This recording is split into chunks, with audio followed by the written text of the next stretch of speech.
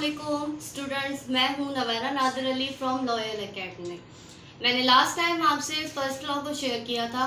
First law जो कि मैंने आपको बहुत डीपली बताया था, अगेन रिवाइज कर देती हूँ कि फर्स्ट लॉ क्या था। फर्स्ट लॉ में हमने 3 चीज़ें पढ़ी थी। फर्स्ट लॉ की स्टेटमेंट, उसके बाद उसका इनर्शिया और उसके बाद हमने फोर्स के बारे में पढ़ा था। फर्स्ट लॉ क्या था कि जो चीज़ रेस्ट में है वो रेस्ट में रहेगी, जो मोशन में है वो मोशन में ही रहेगी। उसमें इनर्शिया का क्या करेक्टर था? इनर्शिया का ये करेक्टर था कि अगर चीज़ रेस्ट में है तो वो उसको रेस्ट में रखेगी, अगर चीज़ मूव कर रही है तो वो उसे मूव करते हुए उसके सर्किल में या उसके ट्रैक पे रखने पर मजबूर करेगी, उसे उस चीज़ से हटने से जो है ना रोकेगी। फोर्स का क्या इफेक्ट था? फोर्स हर डायरेक्शन में यूज़ हो रही थी, उसकी डायरेक्शन चेंज करने में, उसको मूव करवाने में या उसके स्टॉप हो जाने में फोर्स का बहुत बड़ा किरदार था। फर्स्ट लॉ मैंने आपको ऐसे समझाया था। आज मैं आपको बताऊंगी सेकंड लॉ के बारे में और थर्ड लॉ के बारे में। First of all we read about second law. What is second law? How they perform their work. So first second law का क्या कैरेक्टर है? When net force is acting on body, it produces an acceleration in the direction of force, and the magnitude of acceleration is directly proportional to the force and inversely proportional to the mass. क्या है कि जब कोई force acting कर रही है किसी body पर, एक्ट कर रही है अगर कोई फोर्स, तो वो प्रोड्यूस करेगा acceleration in the direction of force. For suppose मैं आपको ये बताती हूँ, ये एक फिगर से समझाती हूँ। फिगर क्या है कि ये एक मास है, एक बॉडी है, ठीक है।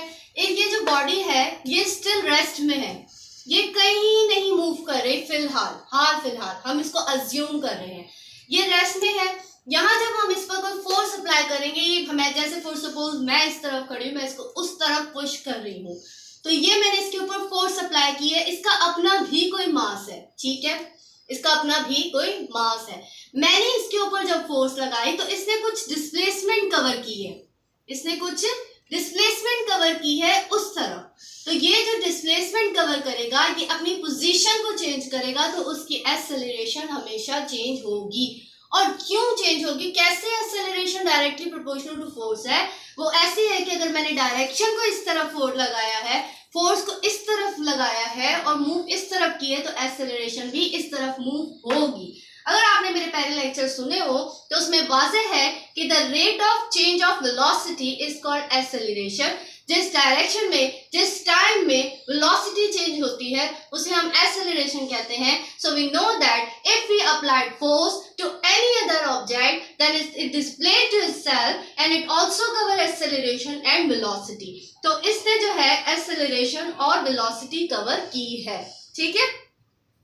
उसके बाद मैं आपको बताऊंगी कि इसका ये जो वर्क है ये कैसे है। The magnitude of acceleration is directly proportional to force and inversely proportional to mass. कैसे? कि डायरेक्टली प्रोपोर्शनल टू फोर्स तो मैंने आपको बता दिया कि एक्सेलरेशन जब फोर्स लग रही है तो एक्सेलरेशन भी उसी तरफ कवर हो रही है। तो हुई जैसे फोर्स लगाई एक्सेलरेशन कवर हो गई, तो ये इसके डायरेक्टली प्रोपोर्शनल हो गई। इनवर्सली प्रोपोर्शनल टू मास है, इसके मास को काट के वो उसको आगे कर रही है, मतलब इसके मास को वो कवर कर रही है, ओवर कवर कर रही है, मतलब ओवर कर रही है। और जैसे हम फोर्स लगा रहे हैं तो ऐसे उसका मास डिक्रीज हो रहा है, तो फोर्स आगे उसको डिस्प्लेस कर रही है, इसलिए इनवर्सली प्रोपोर्शनल टू मास होगी। अगर हम पूरा फॉर्मूला देखें तो ये बनेगा, और अगर इसको रीअरेंज करें तो फोर्स लगने से मास भी चेंज होगा और एक्सेलरेशन भी चेंज होगी।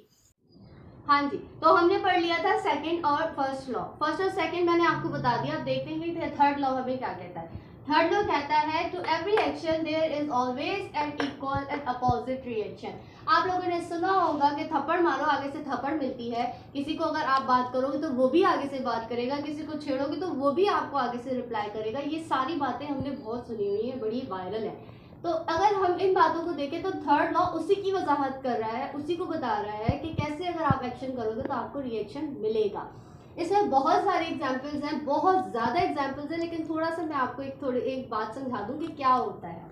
फॉर सपोज ये एक बी बॉडी है, ठीक है, और ये एक ए बॉडी है, इन दोनों में तजाद है, इन दोनों ने एक दूसरे पर फोर्स लगानी है। इसने लगाई फोर्स इसके ऊपर और इसने कहा कि भाई जब तुम मुझे कर रहे हो, तुमने मेरे ऊपर फोर्स लगाई है तो डेफिनेटली मैं भी तुम्हारे ऊपर फोर्स लगाऊंगी। इसने लगा दी फोर्स इसके ऊपर, तो इन दोनों ने एक दूसरे के ऊपर फोर्स लगाई है। इसने इसको हिट किया तो उसने पलट के उसको हिट किया, दोनों ने एक दूसरे को हिट किया।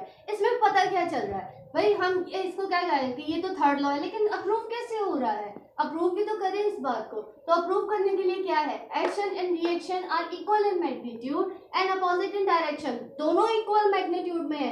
जितनी फोर्स ए ने बी पर लगाई थी, बी भी उतनी ही उसको रिवर्स करके दे रहा है, लेकिन दोनों में चेंजिंग टर्म्स किस चीज की आ रही है? दोनों में चेंजिंग आ रही है डिफरेंट बॉडीज की। एक्शन और रिएक्शन दोनों अलग तरीकों से आ रहे हैं। अगर एक्शन मैं दे रही हूँ तो रिएक्शन सामने वाला दे रहा है। ये अपोजिट डायरेक्शन की बात हो रही है। नीचे बात करें तो एक्शन और रिएक्शन एक दूसरे को कैंसिल नहीं करते, do not cancel each other because they act in opposite body. दोनों अपोजिट बॉडीज पर बात कर रहे हैं। तो थर्ड लॉ का मेन पॉइंट ही ये था कि एक्शन और रिएक्शन हमेशा अपोजिट बॉडीज पर अप्लाई होता है। थप्पड़ मैं मार रही हूँ, आगे वाला भी थप्पड़ ही मारेगा, लेकिन वो अलग बॉडी है, मेरी अलग बॉडी है। हम दोनों का रिएक्शन और एक्शन अलग तरीके से होगा। तो ये चीज थर्ड लॉ ने बहुत वाजे की थी। बहुत सारी एग्जांपल्स दी थी उन लोगों ने कि अगर फॉर सपोज ये एक कोई प्लेन सरफेस है और इसके ऊपर मैं हाथ रख रही हूँ, ये कॉमन एग्जांपल है इसकी। मैं इस सरफेस को पुश कर रही हूँ नीचे, ये सरफेस मुझे ऊपर पुश कर रहा है और हमारी जो डायरेक्शन है वो बीच में ही रह गई है, क्योंकि ये नीचे मुझे ऊपर पुश कर रहा है, मैं इसको नीचे पुश कर रही हूँ। दरम्यान में हमारा यही रह गया, ना ये नीचे गया ना मैं ऊपर आई हूँ। तो ये क्या था, मेरा एक्शन था, इसका रिएक्शन था। कॉमन एग्जाम्पल एक और दे देती हूँ आपको, स्विमिंग की बात कर लेते हैं। स्विमिंग में जब बॉडी तैर रही होती है तो इसका एक्शन और रिएक्शन हो रहा होता है। बॉडी नीचे नहीं जा रही होती क्योंकि बॉडी का अपना एक वेट होता है, और पानी बॉडी को नीचे खींचते हुए भी नहीं खींच सकता क्योंकि बॉडी का अपना एक वेट है। तो बॉडी अपना वेट परफॉर्म कर रही है, पानी अपना फंक्शंस परफॉर्म कर रहा है। एक और एग्जाम्पल ले लेते हैं, हम चल रहे हैं, फोर्स ऑफ ग्रेविटी की, ठीक है। हम चल रहे हैं, कैसे चल रहे हैं कि हम अपना एक्शन दे रहे हैं, बॉडी को अपना वेट पुश कर रहे हैं जमीन पर, और जो अर्थ है वो हमें वेट ऑफ ग्रेविटी दे रही है, वो हमें नीचे पुश कर रही है और हम ऊपर खड़े हुए हैं। तो ये एक्शन और रिएक्शन के ही बेस पर हम चल रहे हैं। अगर एक्शन और रिएक्शन ना हो तो हम नहीं चल सकते। तो ये न्यूटन थर्ड लॉ था। Newton first law, second law and third law मैंने आप लोगों को डीपली समझा दिया है। इंशाल्लाह आपको समझ भी आ जाएगा, और अगर ना समझ आए तो आप कमेंट में मुझे कमेंट कर सकते हैं। डिस्क्रिप्शन बॉक्स में मेरे जो है व्हाट्सएप ग्रुप भी है, प्लीज़ हमारे व्हाट्सएप ग्रुप को ज्वाइन करें, हमारे एकेडमी को ज्वाइन करें, और मज़ीद वीडियोस जो है हम आपसे शेयर करेंगे। ये तो कुछ वीडियोज़ है जो हम आप लोगों को दे देते हैं। और वंस अगेन अगर कुछ ना समझ आए तो मुझसे पूछें। और हाँ, एक और इम्पॉर्टेंट बात मैंने आपसे कह रही थी कि अगर आप लोगों को इनके इस सारे टॉपिक्स के न्यूमेरिकल्स में कोई कंफ्यूजन है बेटा, तो आप कमेंट में हमें बताएं ताकि हम यहाँ पर न्यूमेरिकल्स भी सॉल्व करके आपको बताएं, आपकी वो जो कंफ्यूजन या क्यूरीज होंगे उनको भी क्लियर करें। अल्लाह हाफिज़।